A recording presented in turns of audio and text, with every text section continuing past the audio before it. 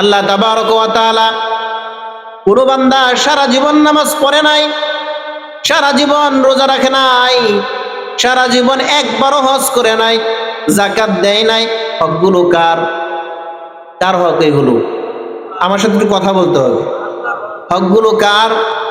আল্লাহ তাবারক ওয়া তাআলা যদি চান নিজের হক, আমার হক, রব্বুল আলামিন বলবে বান্দা এটি আমার হক নষ্ট করছিলি, আমি যা আমার রহমান নামের উসিলায়, রহিম নামের উসিলায় আমার সমস্ত হক মাফ করে দিয়ে তোকে সমস্ত কিছু গুনাহ থেকে মাফ করে দিলাম। সুবহানাল্লাহ বলবেন না? ইন্নাল্লাহা ইয়াগফিরুয যুনুবা জামিআ ইন্নাহু হুয়াল গফুরুর রহিম। কাল কিয়ামতের ময়দানে আল্লাহ তাবারক ওয়া তাআলা যার জন্য চাবেন তার জিন্দেগীর সমস্ত পিছনের গুনাহগুলো মাফ করে দিবেন। কেন? রব্বুল আলামিন নিজেই বলতেছেন ইন্নাহু হুয়াল গফুরুর রহিম। আল্লাহ তাবারক ওয়া তাআলা এক তো ক্ষমাশীল আর অত্যন্ত দয়ালু। আল্লাহ তাবারক ওয়া তাআলা মাফও করে দেন আবার দয়াময়। দুই গুণের কারণে আল্লাহ তাবারক ওয়া তাআলা চাইলে নিজের যতগুলো হক আছে সমস্ত হকগুলো মাফ করে দিতে পারেন। কিন্তু বাবারা, ও ভাইয়েরা, যুবক ভাইয়েরা, কিছু গুনাহ আছে, কিছু হক আছে, এগুলো আল্লাহ রাব্বুল আলামিন মাফ করবেন না। কিছু হুকুকাত আছে, এটি আল্লাহ তাবারক ওয়া তাআলা এভাবে রেখে দিবেন। রাসূলুল্লাহ সাল্লাল্লাহু আলাইহি ওয়াসাল্লাম সাহাবাদেরকে এমন মজমার মধ্যে জিজ্ঞাসা করতেছেন, ও আমার সাহাবারা, বলো তো দেখি নিঃস্ব কোন ব্যক্তি, গরিব কোন ব্যক্তি, কোন ব্যক্তি মুফলিস কাকে বলা হয়, নিঃস্ব কাকে বলে? রব্বুল আলামিনের হাবিব যখন এই কথা জিজ্ঞাসা করলেন, নিঃস্ব কোন ব্যক্তি, গরিব কোন ব্যক্তি, সাহাবারা তাদের ধারণা অনুযায়ী উত্তর দিলেন। কেউ বলতেছেন, ইয়া রাসূলুল্লাহ, যার কাছে ধন দৌলত নাই, দিনার দিরহাম নাই, একটু গরিব। রাসূল সাল্লাল্লাহু আলাইহি সাল্লাম বললেন, আমার সাহাবারা, আমি এটা উদ্দেশ্য নেই নাই, এই কথার উদ্দেশ্য আমি নেই নাই।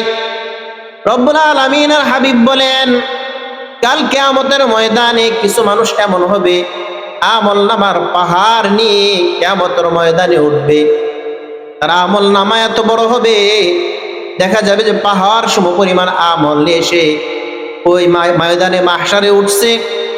আর সে আল্লাহ তাবারক ওয়া তাআলার হক যেমনটা আদায় করছে, বান্দার হকগুলো খেয়াল রাখে নাই, বান্দার হকগুলো আদায় করে নাই।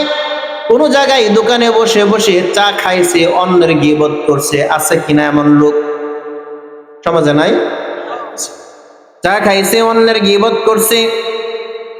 ক্ষমতা ছিল, ক্ষমতার বলে আরেকজনকে কষ্ট দিছে। আছে কিনা?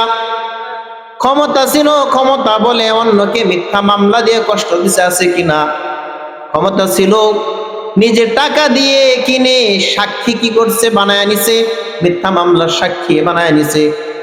আল্লাহর রাসূল সাল্লাল্লাহু আলাইহি সাল্লাম এক হাদিসের মধ্যে বলছেন, বড় বড় কবিরা গুনার লিস্টি, বড় বড় কবিরা গুনার লিস্টি আল্লাহর রাসূল বলছেন, ওই কবিরা গুনার লিস্টির মধ্যে একটা লিস্টি আছে, ও শাহাদাতু জুর, মিথ্যা সাক্ষ্য দেওয়া।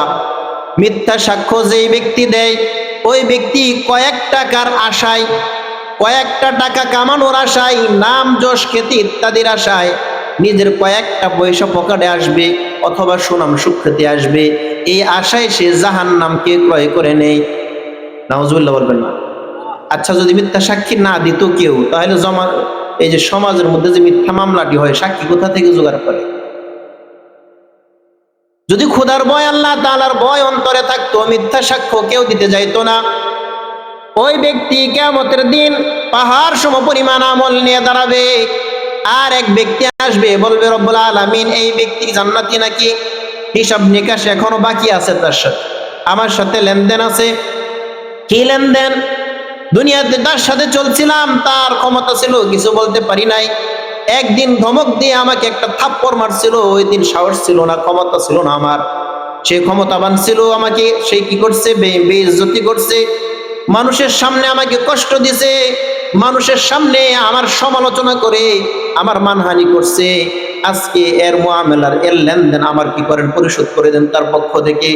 রব্বুল আলামিন বলবেন, আজকে তুমি তার লেনদেন পরিশোধ করো।